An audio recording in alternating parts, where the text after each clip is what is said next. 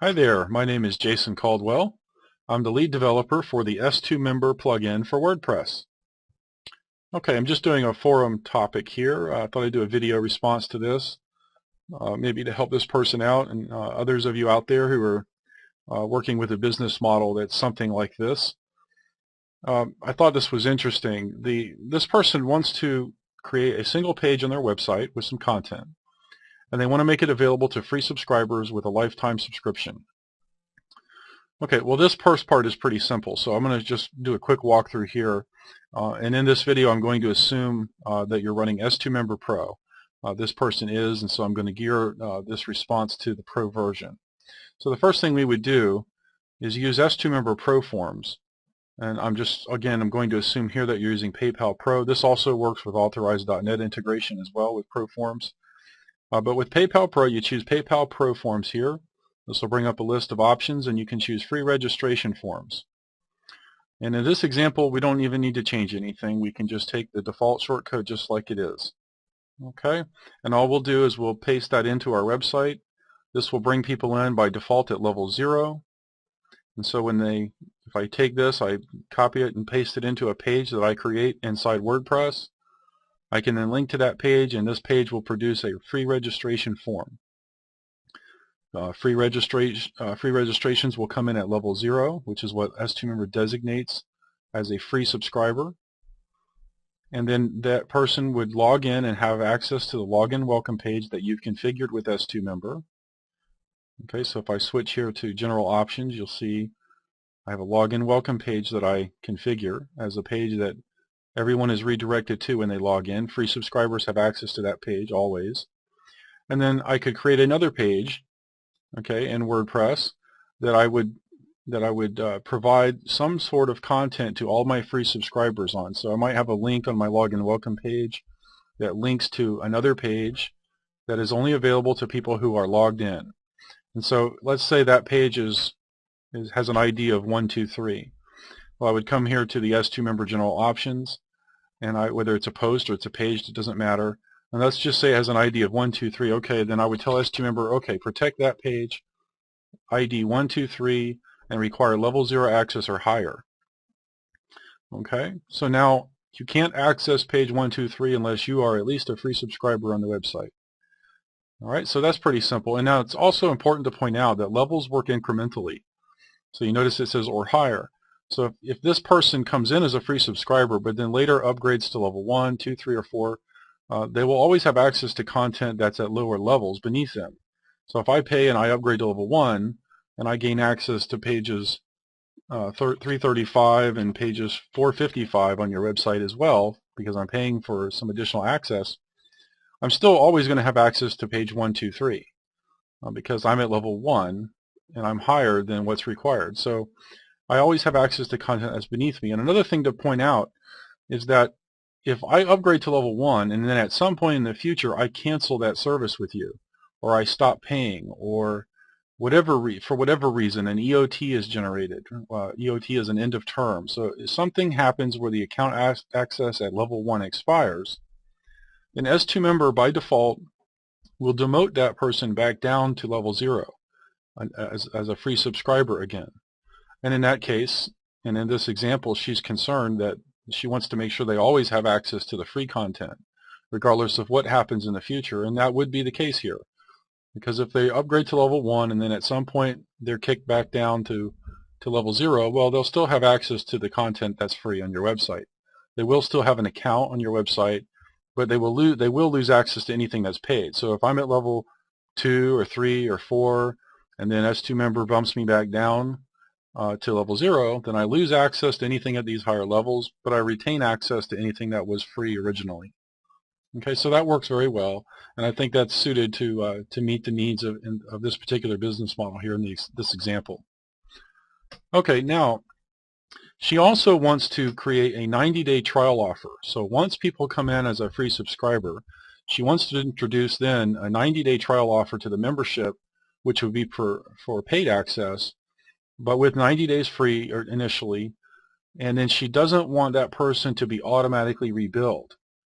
In other words, she's saying, I don't want to have to deal with chargebacks or have people feel frustrated who wanted just to buy something and not have ongoing billing. So she wants to offer to her free subscribers that already have an account a paid option that comes with a 90-day trial that will ultimately result in a payment plan that will not recur. Okay, so let's take a look. How do we accomplish that? All right, first off, we have a person in with a free registration form. Now we need to create the next step, which would logically, and this could be level 2, 3, or 4, but logically that would go from level 0 at free registration right to level 1. So let's just do it at level 1 in this example. And here I'm going to generate a payment form or a checkout form that's going to offer 90 days free access, or we can just type this in as 3 months.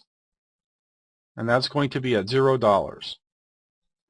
And then let's just say I want to charge $129, and I don't want to do it recurring because remember, she doesn't want it to be ongoing in this example. So here I would choose, let's say I need to use a fixed term. So I might charge them $129, and that's going to provide a year's worth of access, and it's non-recurring.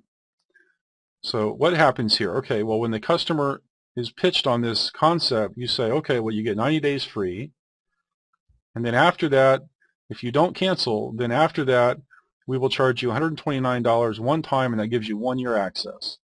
Okay, and that does not renew automatically. If you don't come back to the site or write into support that you want to renew, it's just going to expire automatically, and then at that point, s2Member would demote you back down to level 0. You would lose the paid access at level 1, and you would revert back to only having access to the free content that was offered to everyone initially. Okay, so that should work very well. You just generate this form code. You can copy the shortcode provided by s2Member, create a new page on your website, paste this in, and now you have your checkout form that follows this particular business model here. Now, how do you introduce this form?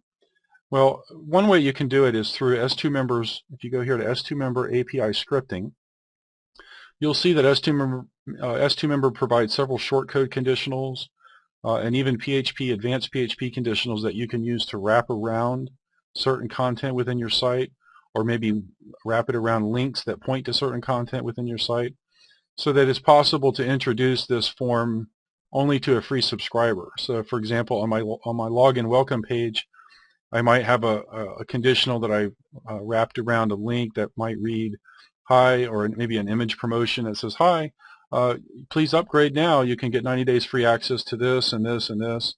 And that would give them the ability to have access to some additional premium content that you're making available. All right, so let me flip. I think that should work very well for you in this case. So let me flip screens here again, make sure I'm not missing anything. Let's see, I want them to be able to use a credit card, not require a PayPal account. Okay, yeah, that should be fine.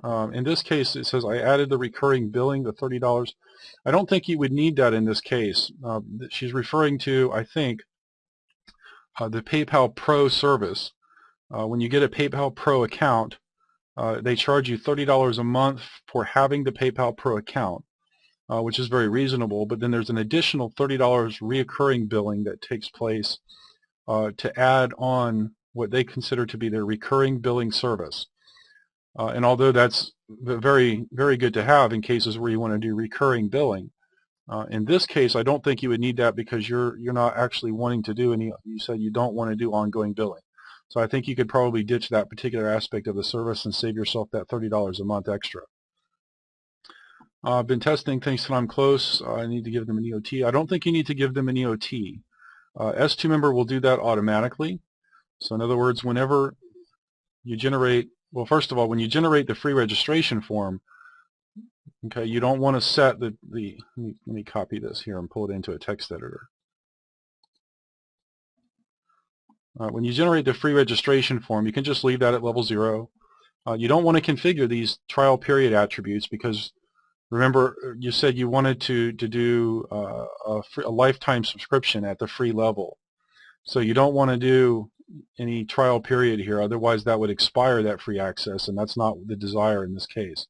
So you could just take the shortcode just like it comes by default. You wouldn't need to do any of that. That way it's ongoing. Now the EOT would be set here whenever you generate the level 1 form.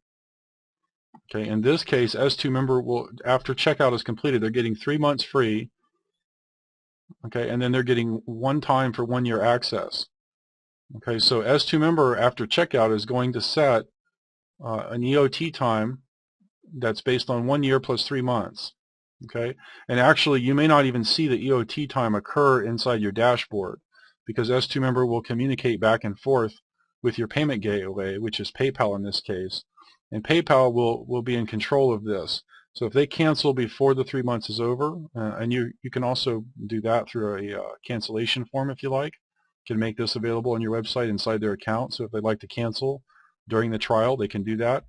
If they cancel before the trial is over, then S2Member would set an auto EOT time based on when they canceled and whether the trial was over. There's several factors at play there. So you don't need to worry about setting an EOT time yourself or configuring anything manually. S2Member handles all of that for you based on the way you configure this checkout form. Let's see, still page would allow me to upsell membership later without them losing access to what they paid for. Yes, I think I answered that earlier. You won't, once a customer, or if a customer is demoted back down, they're always going to have access to that free content at level 0, regardless. Level 0 is always going to be available to anyone that has an account, and if they can look at the login welcome page, then they're going to be able to see anything that's at level 0. And that's regardless of whether they're paying or they're not paying, or even if they were paying but they're no longer paying. They're always going to have access to free content. Let's see, the problem I tried your description above linking to another form will treat them like they're not logged in. Okay, I'm not quite sure how that came about, but sometimes it's confusing during testing. Just to clarify a bit, forms are pre-filled in by default. So in other words, during free registration, there's nothing to pre-fill because S2Member assumes during registration that you wouldn't be registering unless you didn't have an account, period. So during registration for free, which is the initial avenue that a customer would follow or a potential customer would follow when they sign up on your website, this form will not be pre-filled with anything because they're brand new to your website. Now once they register and they log in, they're now a free subscriber, and whenever you introduce this paid form, this 90-day trial offer that ultimately results in a $129 one-time charge, whenever they hit this form, then S2Member will take the already existing account information, such as their email address, their first name, their last name, their username, all of that will be pre-filled in on this form. So all they will have to do here is just fill out the billing information, provide a credit card that would be charged if they decide not to cancel. So should they continue, the credit card would be used to cover the $129 charge. Okay, and then again, you could also provide the cancellation form. Okay, so I hope that clarifies that. Information should be pre-filled on that second form, the one that you're offering the 90-day trial on. Okay, so if I've missed anything, please let me know, and I'll be happy to follow up with you here in the forum. All right, thank you very much.